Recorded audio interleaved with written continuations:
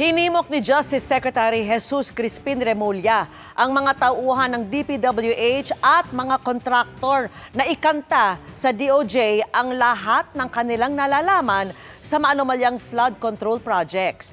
May binubuo ng composite team ang ahensya para sa case build-up at pagkalap ng mga ebidensya. Nakatutok si Salima Refran.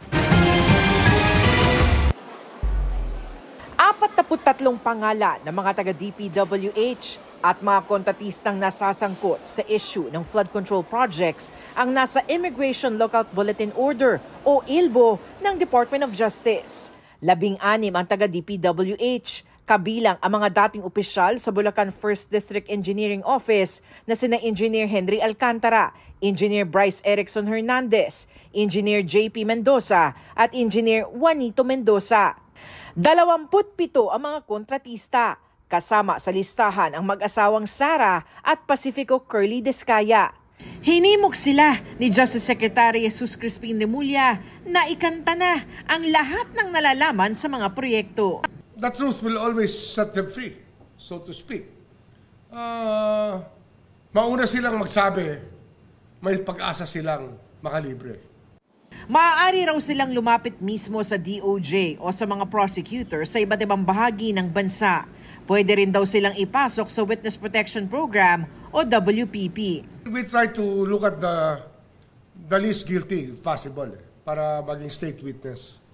Pero paalala ni Remulla, maligtas man sila sa kriminal na asunto, dapat pa rin daw silang mapanagot sa aspetong sibil at ibalik ang perang nakuha mula sa gobyerno. Restitution can still be ordered by the court.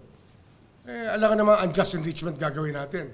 Yayaman sila, tapos wala pa silang demanda. Dapat dyan, at least dyan, isauli naman nila yung kanilang mga nakamal na yaman na hindi naman dapat. Kasi ang lugi rito, taong bayan .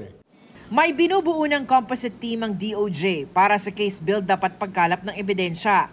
Bukod sa mga taga-NBI Anti-Graft Unit, kukuha rin daw ng financial forensic analyst para busisiin at suyurin ang mga dokumento. Magkakaroon rin ng mga miyembro mula civil society para i-monitor ang investigasyon at siguruhing wala itong sinisino, lalo na mga opisyal ng gobyerno. Holistic yan . Siyempre, ano ba ang elements ng crime? Saan ba nanggaling yan?